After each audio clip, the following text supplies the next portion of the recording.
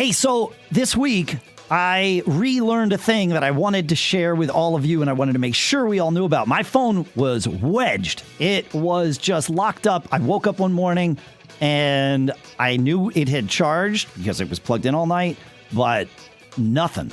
Black screen, nothing. And then I remembered the secret incantation, and I was able to get it out. And that is, you press the volume up button, you press the volume down button, and then you hold the other button on the other side, whatever we're supposed to call that button.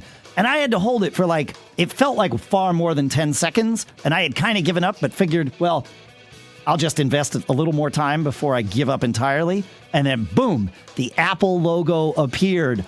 More tips like this, plus your questions answered. Wait. I want to make sure you knew that.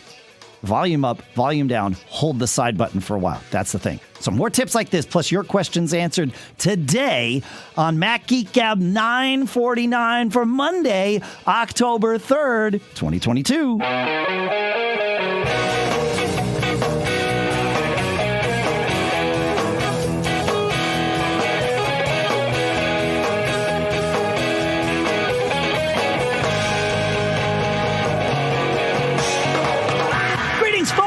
Welcome to Mac Geek Gab, the show where you send in your tips, like that one, your cool stuff found, like we'll talk about later, your questions, which we will answer.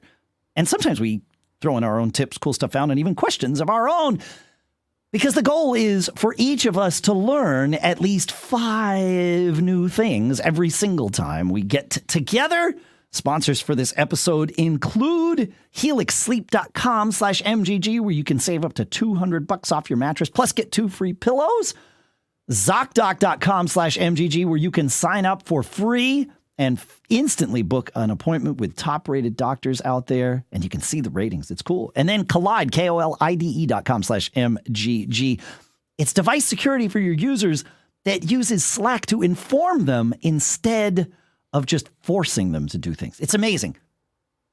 We'll talk more about each of them later here in the episode. For now, here in crisp, clear fall Durham, New Hampshire, I'm Dave Hamilton. And here in Fairfield, Connecticut, this is John F. Broad. Yeah, man. So yeah, it was fascinating that my phone just it was just dead. Now I thought, well, new iPhone 14 Pro, maybe, maybe it wasn't meant to live. But yeah, I don't know what caused that. I've only had that happen to one other phone one other time in the past.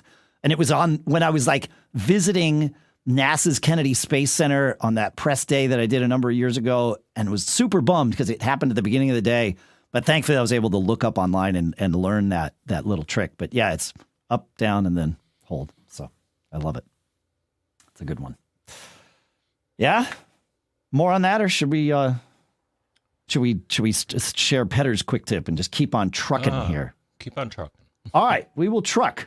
Petter shares with us. He says, did you know that Preview is a great tool for both merging and splitting PDFs? There's no need to purchase any third-party apps or uploading files to unknown websites that promise to do this for you. The magic is all in the sidebar and thumbnails. Whenever you have opened a PDF or any other file in Preview for that matter, go to View Thumbnails. To add more pages to your PDF, just drag them from the Finder and wherever you want, and boom, in the thumbnail view, they will appear there. And to split, simply drag one or multiple pages out of the sidebar view and back into the Finder. And you can actually do this between 2 open PDFs too in Preview. I've dragged pages from one into the other, so you can really get granular with it. It's a great tool for doing exactly that kind of stuff. So yeah, thank you for sharing that, Petter. It's good. I like when these things just, when the computers help us do the things. I don't know. That's what they're supposed to do, right? No, they're supposed to save us time. No, that's not the gig, huh? I remember a cartoon once. I don't know who did it, but it was somebody explaining computers to someone, and he's like, their purpose is to take small human error and turn it into large tragic mistakes. This is I agree with this. Well, computers can screw things up so much more quickly than a person can. It's true. It's true. Well, that's kind of what we do here. We help everybody. Maybe, and when I say everybody, I like we mean us too. I think we're the luckiest ones here, John. We get to learn the most because we're in it. But we do try to make sure everybody else learns along with us. So, speaking of, Henry has not one, not two, but 3 quick tips for our lock screen. Is that right? Indeed. All right. Yeah. Thank you, Henry. So here are some quick tips for the lock screen. The quickest and easiest way to access the camera from the lock screen is to swipe left. Works on phones with Face ID or Touch ID, and you can grab any part of the screen except on a notification and swipe. No need to curl up your right thumb and hit the small camera icon in the bottom right corner of Face ID phones and hold it there until you get the haptic feedback. Okay? That's I good, think I stumbled across this accidentally once. I swiped, and it's like, oh, now look where I am. I forget about until his email came in. I don't think I'd done that in years, but it is a much faster way of getting the camera up. The next one, I think, is like the pièce de résistance of this. Yeah. Yeah, to me, that was like magic when I tried this. Yeah. The second tip, the quickest and easiest way to turn off the flashlight if you're on the lock screen is to swipe left a little bit to start revealing the camera. The flashlight will then turn off, and you can release your finger or move it back to the right to restore your lock screen. Nice. And then the third tip. No, I don't want to gloss over that. Like, that's the one that blew me away because it's a pain in the neck to I don't know why, but turning off the flashlight is always like just wonky. And just that quick little flick, it does it. I love it. Yep. And then the third tip is not so quick to describe. I finally got my first Face ID phone, a 13 Mini. Had to get it before they stopped making the Mini. I love the small phones. Yes, I do too. There are dozens of us. I think there are more than dozens. I don't know. I am missing I'm not missing it. It's literally right in front of me. I am using a new camera this week, and I moved up from the iPhone XR with Reincubate Camo to my iPhone 13 Mini with Reincubate Camo, and it's a better lens. I mean, it doesn't. I think it's even better. But yeah. So there are dozens of us. Yep. So to continue, for phones with Face ID, the quick tip is that you don't need to enable Control Center in the Allow Access When Locked list within the Face ID and passcode section of the settings. If you need to use Control Center from the lock screen, most of the time the phone will already be unlocked by Face ID within seconds of waking, making Control Center available. When I use Touch ID phones, I always disabled Control Center from the lock screen because I didn't want someone to be able to grab my locked phone and put it in airplane mode. Thus the wording, find my iPhone. Oh. Sneaky. Wait, what? I never thought about that security vector. I mean, I always say we choose our place in the continuum, right? Between ultimate security and ultimate convenience. But that one, like, that even gets my attention. I tend to choose my place far closer to convenience than security. But even like that there's a good reason. So you just go into settings and Control Center and turn off the where do you do this? Remind me again, John. Share that one more time. Allow access when locked. Yeah, where is that though? Face ID and passcode allow access when locked. So Okay, and that's where you can do those granular things. Yes, there it is. Control Center. No, thank you. I have everything else on. Do I want that home control? I don't know that I need home control. Although, is that going to mean I can't do it with Siri? I'm going to turn it off and see what happens. Yeah, interesting.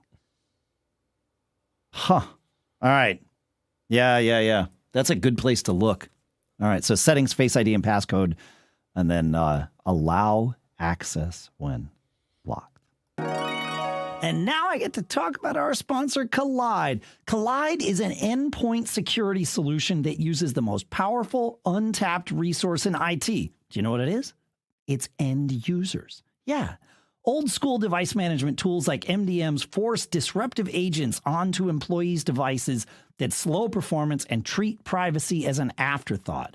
Kolide does things differently. Instead of forcing changes on your users, Kolide notifies your team via Slack when their devices are insecure and then gives them step-by-step instructions on how to solve the problem. That way they're involved.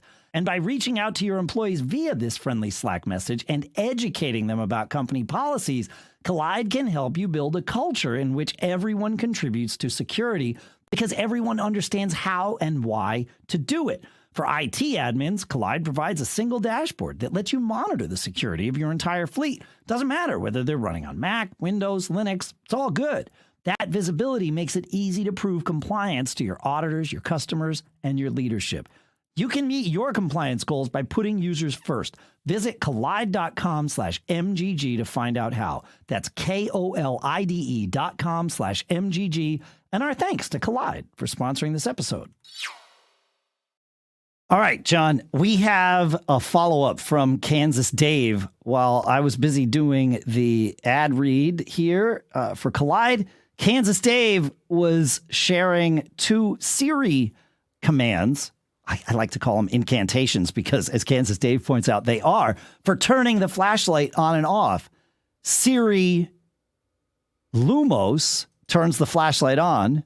Siri Nox turns the flashlight off. And I'm intentionally not saying the hey word just in case my voice is close enough to yours that I would actually get your phone or mine behind me here. So these are obviously from Harry Potter. I assume, correct? That's where they come from. But Kansas Dave in our chat at macgeekgab.com/discord was the person who pointed this out. Right? That's Harry Potter, right, John? Could be. Okay. I thought you were a Harry Potter person, but I'm pretty sure those are Harry Potter commands. Thank you, Kansas Dave. Amazing. Hey, I found by accident, evidently, a new Siri command that is in iOS 16. I was in my car, and sometimes CarPlay won't sync with my car. If I try to sync it, if I try to plug it in too soon after I turn my car on or something, there's something where my phone decides, nah, girl, there's no CarPlay happening now. And it used to be that all I had to do was reset the head unit in my car, which I can do just by holding down the volume button in the car, not the car's volume button. In a Subaru, that's how you reset the head unit. Just hold it down until you see the Subaru logo. However, that doesn't work to solve it. And so I needed to restart my phone. And so I told Siri, restart my phone. I might have said reboot my phone. I think either will work. And it asked me, are you sure you want to do that? And I was shocked. I didn't think it would work. I was just driving and didn't want to mess with my phone to restart it. And sure enough, my phone restarted. This, John, not only was that amazing that that's in there, I believe this is the only way to restart your phone from your phone. Correct me if I'm wrong. You can go into Settings General and shut down your phone. Yes. But I don't think there's a way to tell it to restart other than this. So, I shut down. That's the only. Right? That's the only one that's there. General, yeah. In Settings General, yeah. So, it's weird to me that there's no restart button on the phone or restart command in the phone. And it's even weirder that now the first place we get it is with Siri. So, but I was happy. And then I looked online. I'm like, how long has this been here? It's like, oh, a couple of weeks. I've never tried it in the past, but yeah. So fun stuff. I like it. Siri's handy. Do you use Siri a bunch, John? Are you a regular Siri person? Not really. Okay. I don't think I was until I had a vehicle with CarPlay. And then, I use it constantly in the car. And I think because of that, it just became sort of part of my, just the things that I do. So, yeah, I think so. I don't know. Yeah. I don't know. You got something for us from Tim here? Another quick tippish kind of thing? I think so. All right, so Tim writes in and says, I forgot about this for most of the year. Then I get a new iPhone, and I sit there staring at my screen, wondering how long until, let's say, my podcast player will take how he wants to prioritize his downloading of apps. Oh. And if you've gotten a phone as of late, you'll know that part of the process, once you restore the OS, is going to restore all the apps. And then you get all these, things saying waiting on your main screen. Well, there's a way to kick somebody to the front of the line. Long press on the icon of the app you're impatient to use, and then you'll see a choice, prioritize download. Interesting. Yeah, I forget about this until I am in exactly that scenario, which for me happens once a year, and usually. And then it's like, oh, yeah, there's a way to do this. And thankfully, the long press is the way. Yeah, great tip. I like that, Tim. That's a good one. Yeah, and I found an article. I think it's been around since iOS 10. Okay. Well, at least I found an article from this publication that you and I sometimes read. Which publication? I'm looking in the links in the show notes. Oh, it's from TMO. Oh, okay. That's awesome. Yeah. Hey, I wanted to take a minute and make sure everybody knew that the Mac Observer's Daily Observations podcast is back.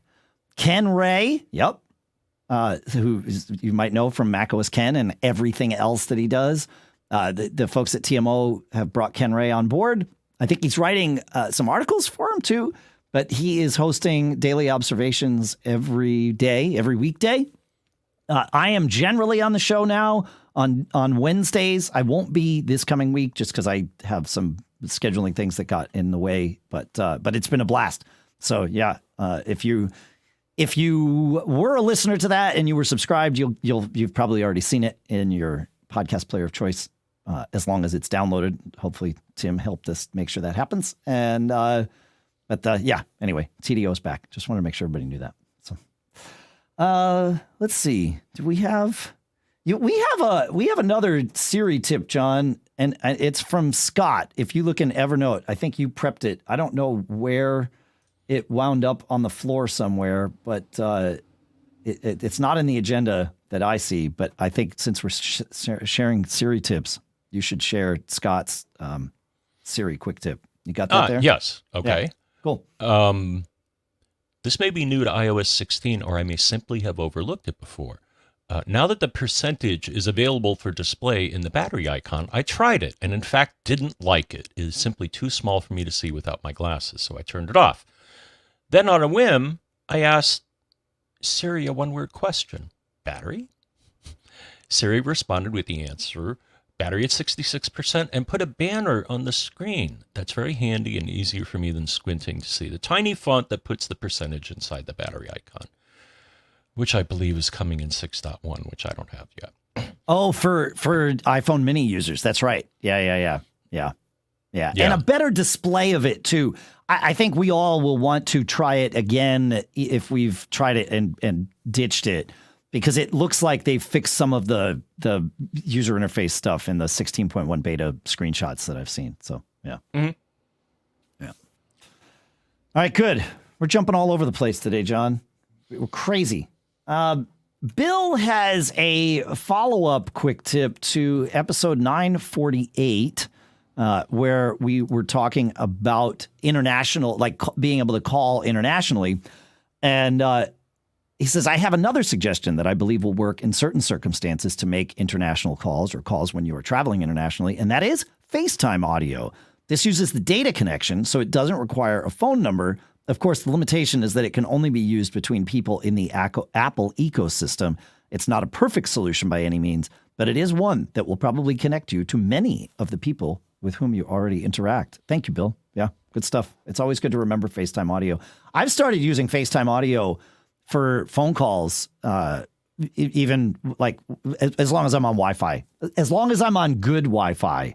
And I probably have a story to share about that. But as long as, you're on good Wi-Fi, FaceTime audio is going to sound so much better than anything I've gotten over the, just cell circuit. But if you have limited data and you're out and about and you're on like cell data, you might not want to use FaceTime audio because you're burning your data. Audio burns a pretty small amount of data. It might be a de minimis amount, but check that out before you, or just be aware of that as you're doing it. All right. I'll share my bandwidth story for later because we've got quick tips. John, you want to take us to Derek? Sure. I like this one from Derek. Listening to Mac Geek Gab 944 and workstation security reminded me of a procedure at my old company. When if anyone left their machine logged in and unattended, someone would send an email to the entire company saying they were buying pastries and donuts for everybody this afternoon. Needless to say, after being caught once or for some thrice, people become more security conscious. Luckily, as a long-time Mac Geek Gab listener, I didn't get caught. That's good. I like it. What a great way to do that. That's cool. Yeah, I like it. It's good. Yeah. Or you could make a policy or do like some sort of remote configuration, setting up everybody's computer to lock the screen after 5 minutes, which is typically what I do. Yeah. But no, I think I lock my computer. I lock it immediately. So once it goes to sleep, you have to log in again. Yeah, I mean, it's certainly in a work environment that makes, and in any environment where there are many people that can get to your devices, that makes sense. Like the machines here, the studio's a little different because I have people in here rehearsing, but the machine in my office, I don't have it lock right away. I figure, I mean, if somebody gets into my office, I have worse things to worry about than them, sitting at my computer trying to figure out how to figure that out. So, yeah. All right. You want to take us to listener John, the first listener John of the day, I believe? Sure. Okay. So John says, I was asked to set something up on my work Mac that I thought I would share. There are hidden settings that change how Wi-Fi connects. I was asked to run this, and we'll paste it in. I'm not going to read the whole darn thing here. The default, but it's a Wi-Fi configuration or airport configuration utility buried deep within the system. And the default setting, so they have one parameter called join mode. And normally it's set to something called automatic. I wonder if it would help some people to force the Wi-Fi. You could also say join mode. So what he's suggesting is join mode equals strongest. So if you're having problems with your Wi-Fi, maybe running this will help. Yeah, that's interesting. Yeah, it's a big, long, convoluted command that's like just buried in like private frameworks or something on the Mac. But I remember being at like a Mac Tech event and hearing and talking with a Wi-Fi person, about, I don't know, there was something we were talking on the show about, and this was like 10 years ago, about, how you could tweak the Broadcom chips in certain devices. And he's like, you can do it in Apple devices too. There's just no GUI for it. You've got to know what to do. And I think this is what he was referring to, where you can really kind of dig in and control exactly how your Mac is going to choose to interact with a Wi-Fi network. Yeah, because, so does this mean that instead of joining the Wi-Fi network that's at the top of your Wi-Fi list in the thing, it's going to join whatever it finds to be the strongest network? Because that's been a problem in the past, right? Mm-hmm. Where if it can see 3 networks and one is super weak, but it's at the top of your list, that's what it's going to join. And we've always kind of lamented that. So, okay. This might be a really good thing to set. I'm curious to hear. Yeah. What I'm wondering though is how would you find this information unless an IT person told you to do it? I would have never found it. At first I was like, all right, well, the name of the command is airport. So let me do a man on airport. And apparently whoever wrote this realized that something should be done, because the description of the command is airport manages 802.11 interfaces. And then the next sentence, which cracked me up, airport, more information needed here. I think it was a placeholder saying, hey, somebody take care of this, and nobody ever did. So more information needed here. I almost want to make that the title of the episode, but I don't know. I don't know what that'll communicate. So that's pretty good. That's pretty good. Yeah. All right. Okay. Moving on. That's a good one though. Like that. This is it. Yeah. I need to play with this because this sounds fascinating. If somebody out there knows what this, like where to find more of these commands, or more of these parameters for the airport command, please let us know. Feedback at macgeekgab.com. You heard it right. That's feedback at macgeekgab.com. All right. I think you said feedback at macgeekgab.com. Pete's not here to clarify for us, so I don't know what to do. Just make sure you email us. All right. Listener John with a quick tip from iOS 16. This is cool. He says, as you may recall from many discussions about how to save or print a PDF to the Files app in iOS or iPadOS, this has always been a largely hidden feature due to the lack of a share icon in the Mail app. However, in version 16 of iOS and iPadOS, there is now a share icon in the print dialog. It's still somewhat hidden in that the share icon would be better suited to be on the icon bar, which is a nice addition in iPadOS, he says. But if you know the incantation in macOS, you won't have to know the secret spread your fingers over the preview icon trick to uncover the share icon anymore. And he shared, no pun intended, some screenshots. When you get to the print dialog in iOS on your iPhone in iOS 16, at the top, it says print options. It says cancel on one side and print on the other, which it always has. Right in from print, there's now a share icon there. So you can tap that and do all of the other things that you want to do, including saving it as a PDF to files, which is awesome. So thank you for finding that, listener John. Great stuff. Hey, I love sushi. Do you like sushi? Right? Sushi's incredible. But you got to find the right sushi. That's what makes all the difference. The same goes for finding the right doctor. And with our sponsor, Zocdoc, you can find the right doctor for you in your network and in your neighborhood. One that makes you feel like you're in good hands, you're supported, and you're heard, even if you're telling them about your favorite sushi place. Zocdoc is a free app that shows you doctors who are patient-reviewed, take your insurance, and are available when you need them. And on Zocdoc, you can find every specialist under the sun. So whether you need to fix your achy back or straighten your teeth or get a mole checked out or anything else, Zocdoc's got you covered. Every month, millions of people use Zocdoc, and I'm one of them. I've used it. It's my go-to whenever I need to find and book a quality doctor. They make it super easy because you can find a doctor that's right for you and book an appointment in person or remotely that works for your schedule. To do it, go to Zocdoc.com/MGG and download the Zocdoc app for free. Then start your search for a top-rated doctor today. Many are available within 24 hours. That's ZocDoc.com/MGG, Zocdoc.com/MGG, and our thanks to Zocdoc for sponsoring this episode. All right, yet again, John, while I was doing the ad read here for Zocdoc, Brian Monroe found what we were looking for, I believe. He found an article at OS X Daily, I should say, that is Airport, the little-known command line wireless utility for the Mac.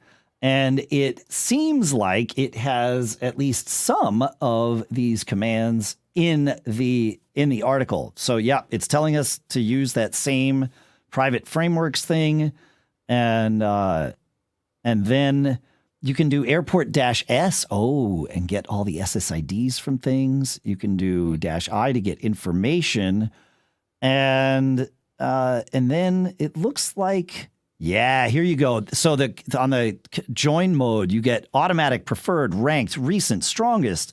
And then you've got join mode fallback. So yes, tons of these commands are there. Oh, amazing. Thank you, Brian Monroe. I love this. Love it. I love the real-time feedback too. This is great. This is great. I knew it was out there. It had to be out there. All right. We've got some questions that we should get to, right, John?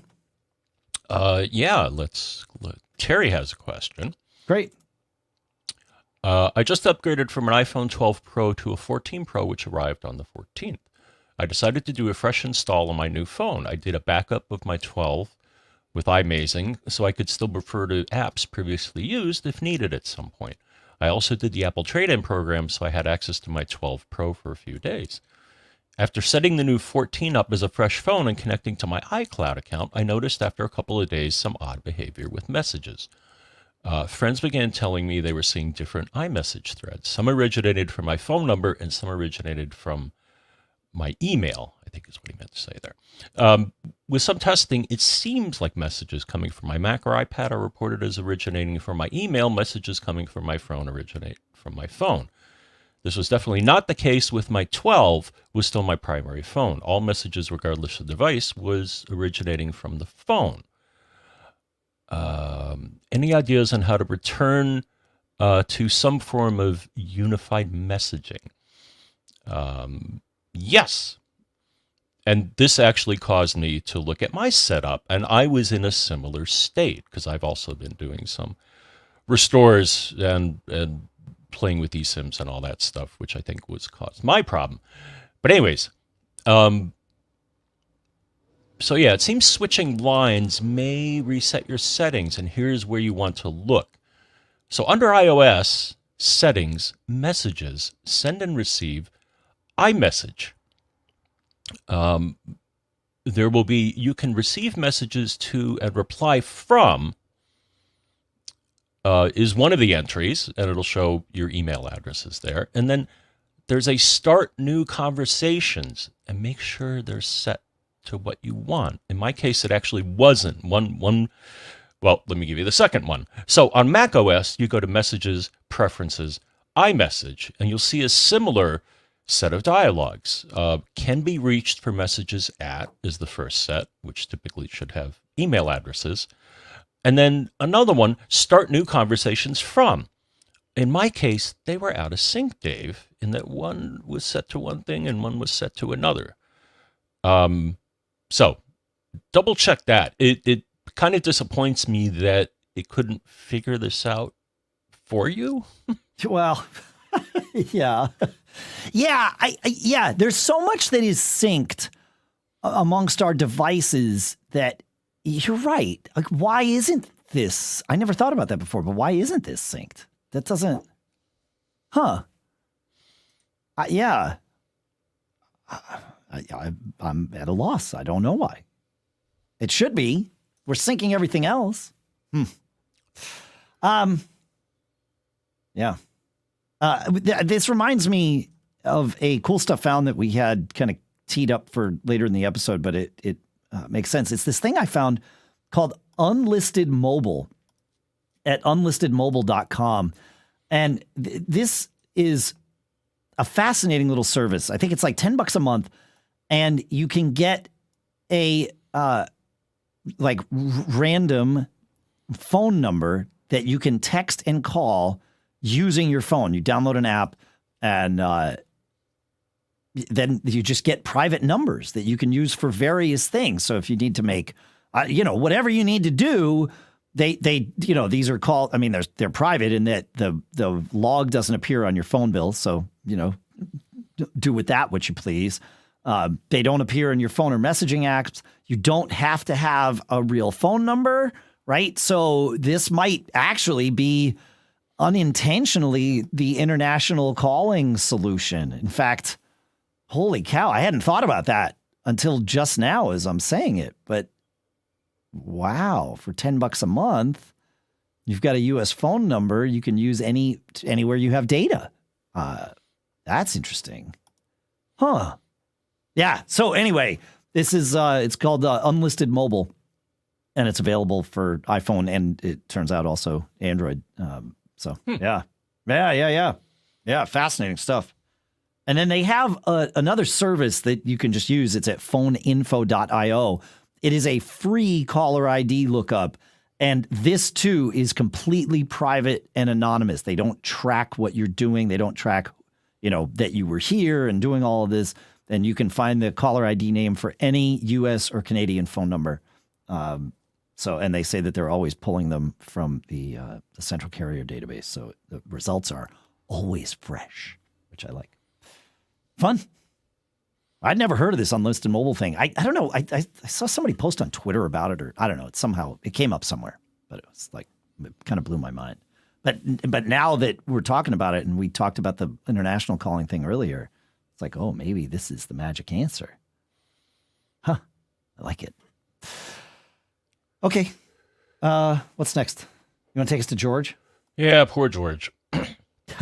I'm in a quandary with the elimination of the iPod Touch, now officially extinct. My iPod Touch 6 has been all I need or want for daily needs when I'm not using my MacBook or iMac. Listening to your podcast, taking photos, getting online. I don't have or want a phone. I would get rid of my office phone if I could. So rely on Wi-Fi on my iPod. The problem is that my iPod is showing its age, most notably with a wonky USB port. Increasingly, I have to wiggle the charging cord when connecting, and it's not a cord problem, to get it to start charging. From what I've seen online, changing the USB port is quite the process and requires taking much of the iPod apart. If I went for this repair, it probably would make sense to replace the battery. I would estimate a couple of $100. Okay. I don't know what to do. An iPod mini is too big to carry around in my pocket, and over $500 in Apple.ca, so he's in Canada. An iPhone 11 is even more expensive, but I don't need the phone functionality. Unfortunately, Apple doesn't carry refurbished iPod Touches, and I'm a little wary of seeking out something used. Should I forget about repairs and seek out a used iPhone that is at least comparable in features? And yes, so I was able to find something. So yeah, it's true if you go to the refurb store, I think the only thing they have are iPhone 11 and iPhone 12, and they're several $100s, which is not what we want to do. I mean, one vector that I would try here, Victor? Victor, what's her vector? So I did a search for iPhone SE refurbished. As you may or may not know, the iPhone SE is on the low end for price, but it's a real iPhone. And so I searched for iPhone SE refurbished. And the best one I could find, so there's a place we've mentioned in the past, Dave, Back Market. Okay. Showed several iPhone SEs, either 2020 or 2022, for less than $200.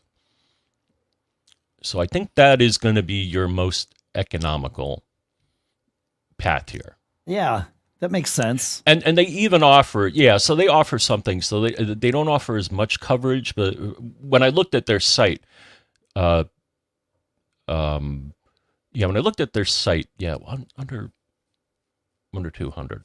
Yeah, well, for the 2020 version, it's I'm sorry. Yeah. On their site, they offer a warranty. So, I think they offer a 1-year warranty on things you buy from them. Yeah. So check the terms and conditions. I found a couple of other places that also offered their version of refurb. Like I think Walmart had some as well. Yeah. So I wonder if Back Market does Canada. Let's hope they do. Yeah.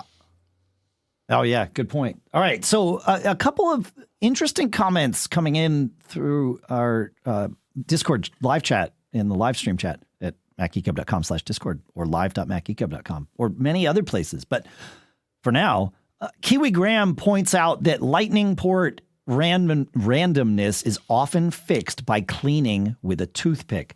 This is 100% true. I always find, I get my new phone in September because we got to have one to learn about for the show here.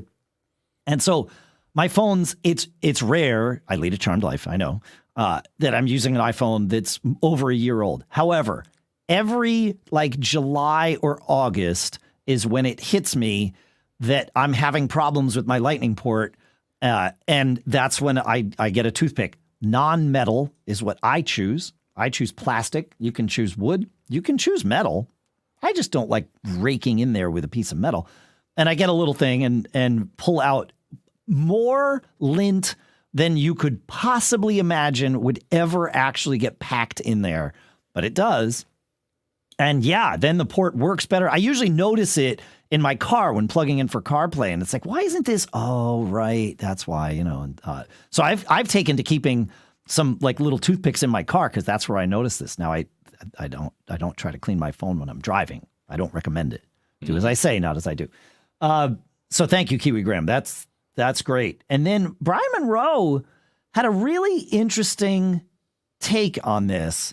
He said an Apple Watch is what I would recommend, which is interesting. As he points out, you can do your music, your podcasts, other things on it. It's limited because the screen's smaller, but like it is kind of like it is the iPod Touch in a sense. It's you can buy a Wi-Fi only Apple Watch and it does a lot of things. It's not the same as having the, a phone size screen or an iPod Touch size screen. The other thing that I would be wary of or aware of is iOS 16 support. The only iPod Touch that supports iOS 16 is the 7th gen iPod Touch. So if you are going to buy one used, make sure that if you're going to invest in something that at least you're aware of whether or not it can run the latest OS and all of that stuff. So fascinating. I like this. Great. I love all the feedback today. This is great. Feedback at macgeekgab.com is where you, the listener, but not all the listeners, you're the primary listener. You know that, right? It's just between us. Nobody else heard this. It's just you. You can send a feedback at macgeekgab.com.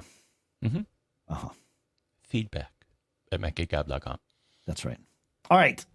Luigi, talk about blowing our minds.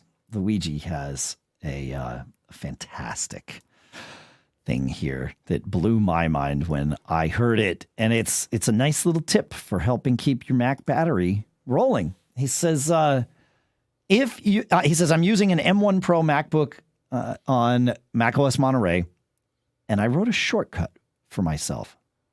If you have a smart outlet, you can keep your MacBook always plugged in and not worry about the battery being on charge all the time.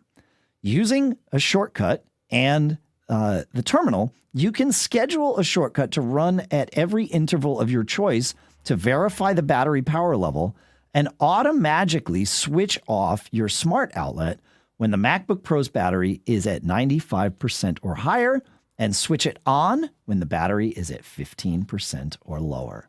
What a brilliant use of shortcuts to manage the flow of electrons. I love it. This is what automation is about, man. I mean, it does other cool things too, but I love tying things like this together and really just making it so that you're good to go. Now, this shortcut's going to run whether or not your Mac is plugged in. Although I guess maybe you can have a trigger where it tests whether it's plugged in. I would do this with Keyboard Maestro, only because I love how flexible the automation features are in it. So maybe you could have it say, all right, only turn the outlet on if it's plugged, if my Mac is plugged in. Although it wouldn't know it was plugged in because if the outlet's off, right. So your outlet might just be switching on and off at home as your Mac is, doing its thing no matter where you are. I guess that's not a terrible thing. I mean, if the only thing you have plugged into the outlet is your charger, then it doesn't really matter. But it's not really going to pull power of any significance if your Mac's not drawing from it. Yeah, I like this. This is good. I don't know. Have you messed with shortcuts at all yet, John? No. I am shocked. I mean that. Sincerely, this seems to be right up your alley. I think once you dive into them, you will probably not stop. So, highly recommended. All right, you want to take us to Bruce? Yeah, here's a head scratcher. Bruce says Apple used to have ways to print just a selection of text from Safari or Apple Mail using the services menu or through a choice in the print dialog box. Those options appear to have been removed. Any idea on how to accomplish this? Yeah, when I looked, I can't. I seem to recall that at some point that was an option in the print dialog. I don't know when they took it away, but they did, or at least my configuration doesn't. No, I'm with you. I think it was recent. Like it was the past couple of years. It's certainly not there in Monterey. Obviously, it might not have been there in Big Sur. But it's a recent removal from things. And I don't know why they would have removed it. There's another question. Like, was it getting in the way? Like, maybe it was. How often have you hit reply on an email only to realize that it's pulled in just if you had copied something out of the email or whatever, whatever, who knows, a link or something, and you hit reply and it says, on Tuesday, John F. Braun typed link, and it's just that part of the email that's getting quoted. Maybe that was happening too often to people. Maybe Apple was getting too many support calls for this. I don't know. But anyway, yes, they removed it. I'm with you on that, John. Here's a roundabout way to make that happen, though. So, I broke out the Google Foo, and one suggestion was go to Safari, Services, and New Text Edit. And I'm like, oh, that sounds nice. Unfortunately, I didn't have that option available. But I found another one that worked. I verified that it worked. So what you do is, again, highlight the text that you want and then go to the same place, Safari, Services, or Safari, Share, and one of the options will be Notes. And what it'll do is create a new note that you can then print from. Oh, okay. So he was in the right spot in that, yes, it is part of Services, but that's yeah. I mean, it creates a note for you that you may not want. You may just want to print it and then get rid of it. Print it and delete it. Yeah. Yeah. I'm trying to think if there's another way. Nothing's coming to mind. Feedback at macgeekgab.com, folks. If you have an idea for us, because we would love to hear it. There's not much worse than having to go to a mattress store and lay down on a mattress that hundreds of people have tried out before you while an overeager sales associate asks you probing questions. Is there nothing worse? Well, that's why we love our sponsor, Helix Mattresses, because you get to order online and receive easy, no-contact delivery. Helix Sleep is a premium mattress brand which provides tailored mattresses based on your unique sleep preferences. The Helix lineup includes 14 different mattresses, including a collection of luxury models, a mattress for big and tall sleepers, and even a mattress just made for kids. So how do you know which one works best for you? Do what I did. Take the Helix Sleep Quiz and find your perfect mattress in under 2 minutes. And then Helix knows there's no better way to test out your new mattress than by sleeping on it in your own home, not like in your clothes in the daytime with your shoes on at a mattress store. Ew. It's better with Helix Sleep at home. And that's why they offer a 100-night risk-free trial. But because you're taking that quiz, it's probably going to be perfect for you, right? We took the quiz. It's the midnight mattress for us. It's amazing. We love it. And here's the thing. Helix is offering up to $200 off of all mattress orders and 2 free pillows for you, our listeners. Go to helixsleep.com/MGG. Again, helixsleep.com/MGG. With Helix, better sleep starts now. Hey, all right, so we've got some follow-ups to talk through from the last episode, 948, and the first comes from listener Sasha, who says, I was listening to 948 and heard Pilot Pete talking about the new subject isolating feature in iOS 16 photos. It's magic. It's fun, too. I'll also point out, I'll share something that Allison Sheridan pointed out in an email thread that we were having. These are transparent PNGs. So if you put them on something, the background will, will show through, around the image. I watched my daughter. We went out to dinner the other night, and she built an Instagram story just copy pasting these into Instagram. And she had also taken a picture of the table before any of the food was on it. So she was actually able to place all the dishes from the different courses on the thing. It was cool. So transparent. Back to Sasha. There is another cool thing you can do with them. Turn them into stickers that can then be used in iMessage. He says, courtesy of Federico Vitici's Mac Stories, there is an iOS app called Sticker Drop, which automatically creates them using this new feature. It's a one-time purchase of only a few dollars. He says in New Zealand it was $4.95, so probably about the same in US. Maybe it's $2.99. I don't know. I don't have it right up in front of me. I'll look. And he says it does a great job and really kind of pulls it all together. So yeah, thank you for sharing that. That's great stuff, Sasha. Have you been messing around with stickers, John? No. Okay. That's fun. Again, a thing I like. It's amazing. It's kind of magic.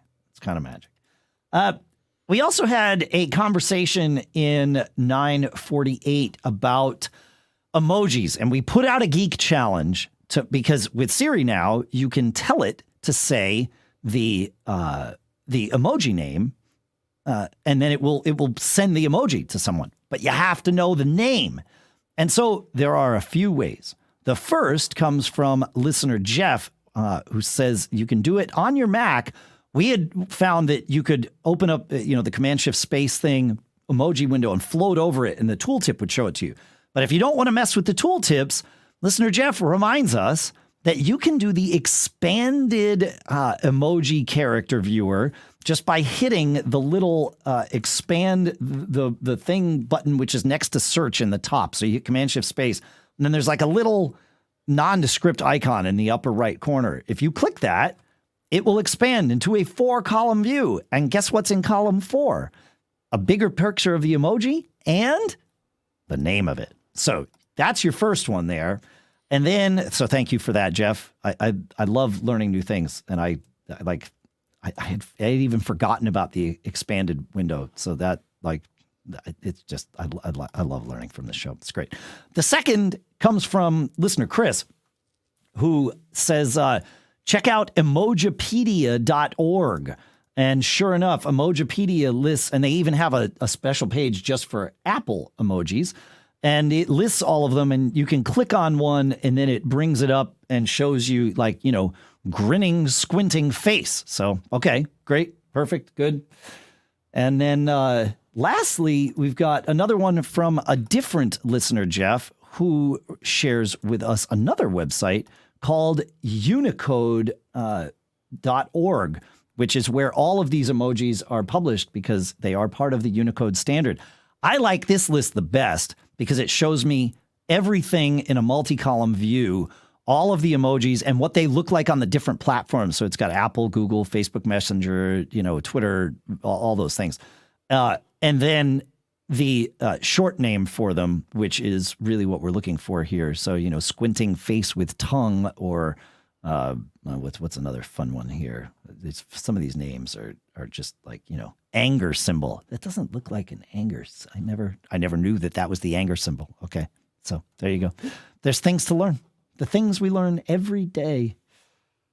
How are you finding these, John? Have you experimented with Siri and the emojis yet? It's more crap to remember. I don't know. No, I like the the one Jeff mentioned is the one that I use the most. Yeah. The character viewer. The character viewer, yeah. It is good. All right. We've done a thing this week. We talked about it a couple of weeks ago, but we now have it up and running. I've got our own Bitcoin node and Lightning node running here, actually on the disk station. Lucas figured out how to make all that work running on there. We did put the data for the Bitcoin node on an SSD so that it's because it's half a terabyte or something like that, and also gets banged on a lot. So we didn't want that to necessarily be on the spindle disk station volume. So I hung an SSD off of our main disk station, and then with a couple of Docker containers, he's got this thing all up and running, and it's great. And then we wired it up to the value for value tags in the podcasting 2.0 things. And guess what? You folks started sending us Satoshis. It's amazing. We're still working on making sure we can have the visibility we're supposed to have into who has sent us these Satoshis. Because, of course, the Lightning Network is super anonymous unless you attach a note along with it, which you can. We can view some of the notes with the way we have it set up. And we're working on ways of being able to see all the notes. I don't know why. They're all like encoded in the Bolt 12 or Bolt 11 package that sends like there's things that you don't want to have to know about how all this works. It's been a couple of weeks of headaches but fun headaches. But anyway, I wanted to thank Jose for sending us 60 sats. Somebody yesterday was streaming the show, and so we were getting these like 2 sat things for like an hour just coming into our Lightning node. Someone anonymous sent us another 50 sats, and you can do all this if you go to podcastindex.org. I believe I'm sending you to the right spot. Yes. You can learn what apps are out there to use that will support all this. Definitely the most popular one is an app called Fountain at fountain.fm. So that is that's the way I've been messing with it. There's another one in beta called Podverse that looks good too, and I became part of that beta. I don't know if I don't think there's a public version available yet, but you can go to the podcast index and find podcast apps where you can listen and do all of this stuff. And actually Fountain I like Fountain because you actually earn your own Satoshis just for listening. And then you can either cash those out and, do whatever you want with them because they're yours, or you can then take those Satoshis that are sitting in your wallet right there at Fountain and redirect them to your favorite podcasts that you're listening to. So it's amazing. What really blew me away, John, is, how many people are using these apps. It's like I'm seeing things now that we're kind of wired into this system. I'm seeing things come in for the other podcasts I do too, for Geek Gab and Business Brain. So it's pretty cool. But thank you to those of you who donated sats this week. You are members of the Mac Geek Gab Premium program. Like that. This is, it doesn't matter to us how you choose to support the show. If you support the show in a way that in your mind makes you a member of the Mac Geek Gab Premium program, then you are a member. Like that's it. You can send to our premium at macgeekgab.com email address. And this is, to call it the honor system is probably wrong. I think it's value for value. So it is the right term to use, and it's great. So yeah, it's been very cool. And in theory, by the time this episode is out, we will also be live with our channel and stuff in Apple Podcasts, but I'm not holding my breath on that. And I'll share more next week when we know more. While we're here on the subject, though, have you messed with Fountain at all, John? That'd be a fun app for you. Yeah, because it's a good way. I'll put a link in the show notes. It's just fountain.fm, but there's an iPhone app, and it's all the good stuff. So it's pretty cool how it all comes together. So. Right. And then, speaking of the premium program, I want to take a minute and share the folks who have sent in recent subscriptions or recent contributions, I'll say. So we had a one-time $5 contribution from Oliver, $25 contribution from Thomas in Garden Grove, Oliver from Ripe, $10 from Nick in Mount Clemens, $25 from Michael in Omaha, $10 from Stephen in Plainfield. Harvey sent in $20 from Washington, D.C., $10 from John in Vienna, $25 from Robbie in Hendersonville, $25 from Sharon in Wesley Chapel, $25 from Randy in Westport, $25 from Curate in Bloomfield Hills, $25 from Ed in Torrance, $25 from Mike in Raleigh, another $25 from Doug in Richmond, $25 from Anthony in Bournemouth. Oh, I like that. Yeah. $25 from Stephen in Linlithgow. All right. Well, I'll get there. The next time I'll say Linlithgow, but even better. 25 from Wayman and Waipahu. I think so. Waipahu. 25 from Mark in New Palestine. 10 from Ken in North Las Vegas. 25 from Roger. I don't know where Roger is. That's okay. 50. Thank you from James in Columbus. Another 50 from John in Studio City. 25 from Craig in Pace. And, 11 from Dave in Durham. I have to test the system, so I have a subscription. And I don't know why I made it for $11, but I did. And it came in evidently this morning, right before we started recording. So there you go. Fun stuff. Thanks for that, everybody. Do you have anything to share about the premium stuff while we're here, John? Thank you. There you go. Yeah, thank you indeed. I got another show I want to tell you about, the Compile Swift podcast. This is a show dedicated to discussing development for Apple platforms. You get to keep up to date with app development news, tips, and advice for developers of all skill levels, including those of you just getting started. And look, technology moves fast. Keeping up with the latest changes and features to make your apps stand out in a crowded app store is a constant challenge. Get information that you can use and motivation to keep you moving forward. And that's not all. Soft skills are just as important. We talk about that here. Get advice on working with team members, clients, and users. And let's not forget about dealing with both good and bad app reviews. Those interactions can make the difference between your success and failure. The Compile Swift podcast covers all of this and more. If you're looking to start or continue your Apple development journey, visit compileswift.com or search for Compile Swift in your podcast player of choice. All right, it is time for some cool stuff found, John. And the first one is actually a cool stuff made from longtime listener Sylvain. Sylvain, I looked, has been contributing to Mac Geek Gab with questions and tips for years. And now Sylvain says, I studied computer programming in the late 80s. At this time, I've launched a few shareware type programs developed in Turbo Pascal. To make a long story short, after a long 20-year break from programming, I went back to it in 2018. The reason I went back was mainly due to 2.5 years of burnout and anxiety disorder. I understand that, sure. Programming has become a great help to calm my monkey down, and it still does. So I bought a MacBook Pro, installed Xcode, and started learning Swift.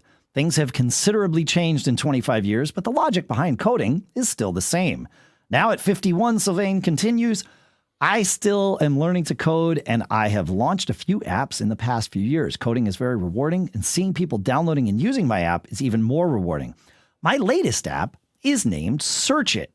It's an app used to search through blogs and other websites. He says, I created it because I find it useful when I want to pinpoint my searches to specific websites or want precise results. Search-It can be used to search for any keywords, barcodes, or to even find the lower prices on chicken breasts.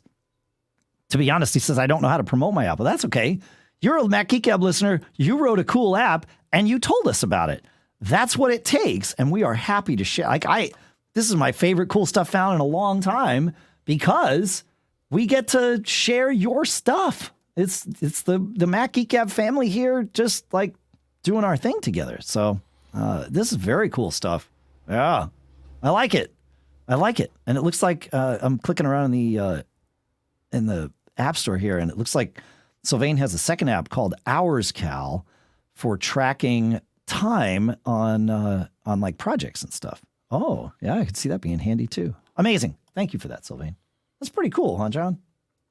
Turbo Pascal. Well, I think we all kind of started, those of us of a certain age, of which Sylvain, you and me are in that range. Like Pascal was a huge step up from BASIC at the time, right? I didn't like Pascal because it didn't let you do certain things. It was a bit overprotective, at least the Pascal that I used. No, that's fair. I'm like, well, can you convert this type of number to that type of number? And it's like, nope. No. I'm like, no, come on. Convert from an integer to floating point. And it's like, nope. Yeah. Typing in Pascal was variable typing in Pascal was very. That was my nightmare. That's why I like C. The good news with C, everyone, is it lets you do whatever you want. Here's the bad news: it lets you do whatever you want. There you go. Yeah, for sure. Yeah. Yeah, and I fiddle with Swift. It's a nice modern language. Oh, yeah. Yeah, I took a day class in Swift a little while ago, and yeah, it's interesting to me what they've done. It makes a lot of sense. Like you said, modern is a good word for it. Yeah. Yep. All right. Jan, or perhaps Jan, I don't know, sends this in to us. Called the cool stuff found called TimeScroller. This is the best app I have found to let you know what time in the world it is when you want to know what time in the world it is. And yeah, it's called TimeScroller Timezone Helper. It's available on the App Store, and I like the views of it look pretty good. Just being able to display things in different order, and it looks like you get like different colors maybe to indicate times of day. Red for the middle of the night, green for during the day. Yeah, it's interesting stuff. Yeah, TimeScroller. There you go. I like it. Yeah, Really? yeah, I should get that. It always challenges me when I'm flying and I'm not quite sure what time zone I'm going to be landing in, because I like to set my watch ahead or back. Sure. Yeah. I mean, the phone syncs up automatically, but right. But you could go into the clock app on your phone and go into World Clock and set a time, to put in like wherever you're going, and then it will tell you what the time is in that place. So that's that's one place to do it, right? World Clock. Yep. So yeah. I find that handy. And then one thing I really like with the Apple Watch is some watch faces will let you put one of the things that one of the time zones that you've set in World Clock. You can put that as like a secondary time on your Apple Watch, which has been handy when we've had right now everybody's living at home. But like when my daughter goes back out to Italy, I'll put, wherever she is in Italy on my watch, so I can just easily see what time it is for her and know, oh yeah, should I pester her? Should I not? Whatever. All right. I got to check out a cool thing, and I finally get to talk about the cool thing that I get to check out. And I did talk about it. We're talking about the new Sub Mini from Sonos. And I actually put up on Thursday, I put up a quick little video on YouTube, on our Mac Geek Gab YouTube channel. So you can go to macgeekgab.com/YouTube about my kind of initial thoughts about it. And I promised that I would share more here in the episode. Well, it turns out listener Bob saw my review and had some questions. Specifically, he says, when I had so this is a new subwoofer from Sonos, and it is something that, quite frankly, most of us Sonos users have wanted for a very long time, because the original Sub and the Sub now is a $749 device. So that's expensive, and it's big, and it pushes out a lot of low end, like to the point where it gets kind of flappy sometimes. And like in our living room, and we have a big living room, John, it's like our living room, I think, is like 15 by 25. And the way we have it configured, the couch is at one end of the rectangle, and then the TV is almost at the complete other end. So we're like 20 feet from our TV. I know we should be closer to the TV to get better picture. And sometimes when we sit in front of the fireplace, which is in between the two, we are. And we'll start doing that now that it's a little chillier out and I get permission to light fires. I'd light fires all summer long, but we have a 40-degree maximum outdoor temperature for fires to be permitted in the house, unless I'm the only one home. But anyway, we're a long ways away, and it's a big room, relatively speaking. And even with that, the original Sub at $749, I have to set. It has a range of how much or how little you want it to blend in, and it sits at 0 is the default, and it can go -15 or +15. John, I think I was setting that old Sub at like -8 or something. Like, it was just too much. And so now at $429, the new Sonos Sub Mini seems like maybe it's the right thing. They are targeting it at people with smaller rooms, like 10 by 10. And I've tried it in 10 by 10 rooms, and it's awesome. But I've also tried it in my living room with my Sonos Arc and my rear speakers. And I like it so much better than the original Sub. It just like, it's a tighter, rounder bass with more clarity in all of the sound. And it's just more balanced, like a lot more balanced. I don't, let me read Bob's question because it feeds into some of this. He says, when I had the original Sub Gen 3, I did not like the way it made my ARC sound, the ARC being the sort of flagship Sonos sound bar for home theater. He says, it seemed to make it more thin and brittle. How is the sound signature of the ARC with the Mini? And I noticed this too, and it is, like I said, it's just round, full. I don't want to say that I don't notice the Sub Mini, but I forget about it because the sound is so, it just feels natural, and it really does give a nice bump on the low end.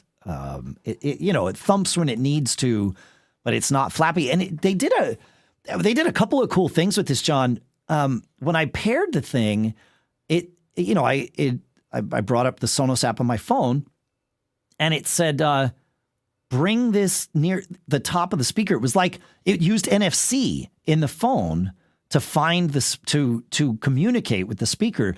It looked just like it does when you're going to like a Ticketmaster event or whatever. It was just that, here's a thing that has no barcode, but it's doing a thing, and it was doing NFC.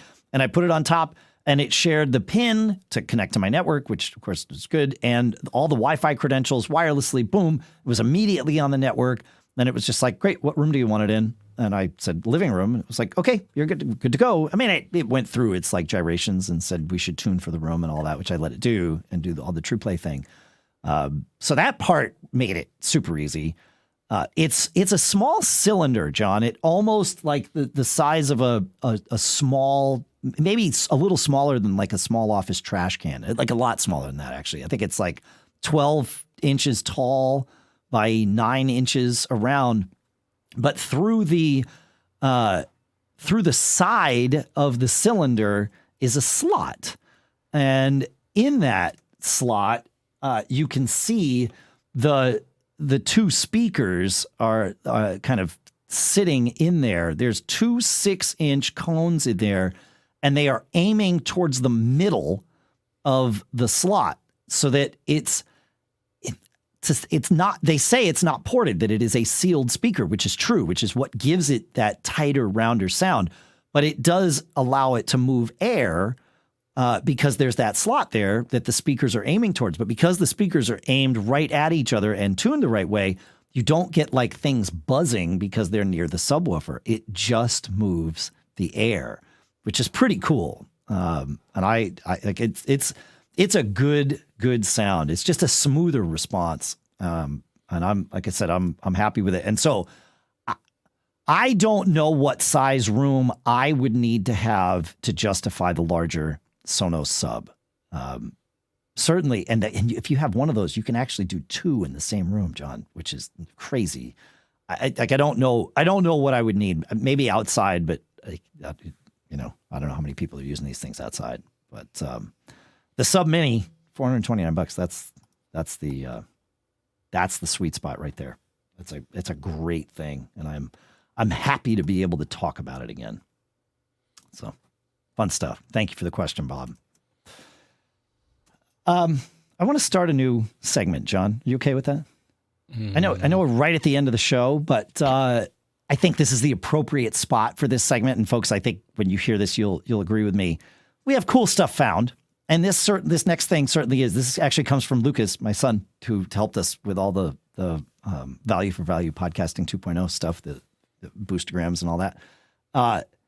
He found this thing called the Magic Pencil, John. And it's the Vispec Magic Pencil. We'll put a link to it in the show notes. I'm calling this segment My Favorite Vaporware. This is a thing that uses light, some sort of light sensor. So we would call it a camera, but maybe it sees more. And I'm going by their terms, not ours. They call it a handhold. I think they mean handheld spectrometer. And It's an all-in-one smart laboratory. It looks like a thick pen or pencil. And they say it's a miniature spectroscope scanner that replaces a fitness band, water detectors, food soil detectors, and it helps you to live a better life in every scenario. How fresh is this milk? It asks and answers. Has this wine aged sufficiently? Is the steak good enough quality? And it pairs with your phone. I don't know how much for they have a video on the website. I highly recommend you go here. Again, we're linked from the show notes at macgeekgab.com. But it says that it will show you like how much caffeine is in the coffee, I think is what it's showing. It's moving very quickly. Yeah. 42 milligrams for 100 milliliters or something. I don't know. Like yeah. Like how could it possibly know this just by shining a light at it, John? It seems like BS to me. Well, looking at the block diagram, I think the secret is in the NT1000 Spectrum chip. Or their Magic Pencil cloud database. Okay. I can't see how using just light would let you glean all this information. Now, if you had, you've probably heard of this, and I had a friend that actually had one of these that his company was tossing. A mass spectrometer, I think, could tell you this, but you're not going to get a mass spectrometer of this size. No, it's a microspectrometer, John. That's what they're telling us. Yeah. Now, the one thing, I mean, it seems like Star Trek to me. So I'm going to reiterate that I don't think this thing will work. I have signed up. They say they're coming to Kickstarter real soon now. And they also say that they have an email list, which of course I signed up for, and they have a private Facebook group of which there are about 200 of us. And I applied to join it, and they actually let me in. I think most of the people in there are of the same mindset I am, but that's okay. But the one part of this where I stop and say, okay, maybe, is that it's got this, thing that can detect wavelengths of light between 200 nanometers and 1700 nanometers. So that's that NT1000 chip, of course, which fine. And then the huge database.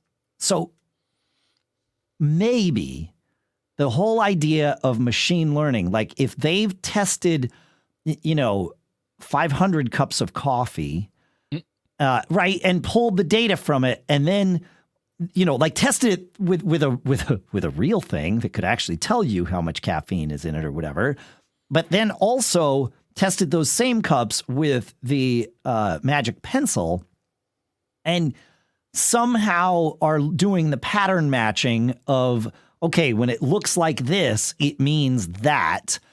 If they can get nuanced enough with this NT1000, maybe, like, the whole, we had that conversation about machine learning, which is just pattern matching in databases. So like, maybe like it's got a link with your phone and it talks to the cloud and says, oh, it's these special colors and this pattern of light. So therefore, what is it? I don't know. Feels like not hot dog to me. I don't know. What do you think? It'd be great to see how much they want for it. Sounds pretty amazing. It sounds pretty amazing. Maybe we'll find them. We're going to PepCom later this month, John. Maybe maybe they'll be there. Who knows? Who knows? I can't wait to see it. So, if you've come across something that you think is vaporware, let us know about it, because it is fun to kind of dissect into these things and have a little fun. Yes, maybe at their expense, but who knows? I mean, they could, I'm willing to eat a meal of crow. The nice part is, if this thing does work and I have to eat that meal of crow, I can put it on and see if the crow is cooked well enough, because the Magic Pencil will tell me. I love it. I love it. Sorry. I can't help but be snarky when people make it that easy. John, many times over the years, we have said a phrase on this show to share our exuberance with something. And the person who brought that phrase into our lives by adopting it as his moniker, artist Leon Ivy Jr., has passed away. It's true, Coolio is no longer with us, and we're sad to hear of his loss. We will still keep saying Coolio when we come across things that we like. And we will think kindly and fondly of artist Leon Ivy Jr.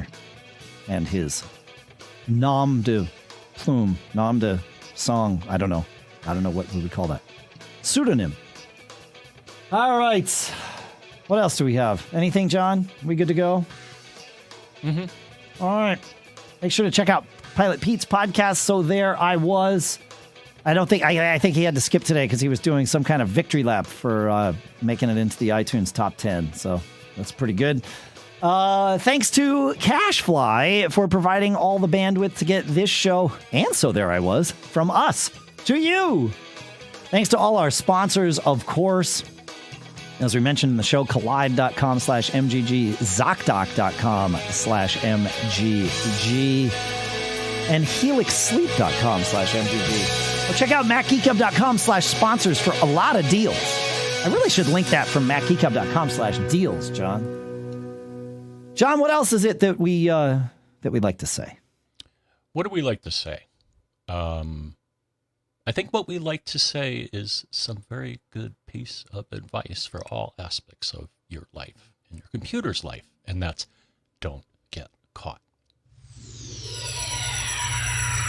Made on Mac.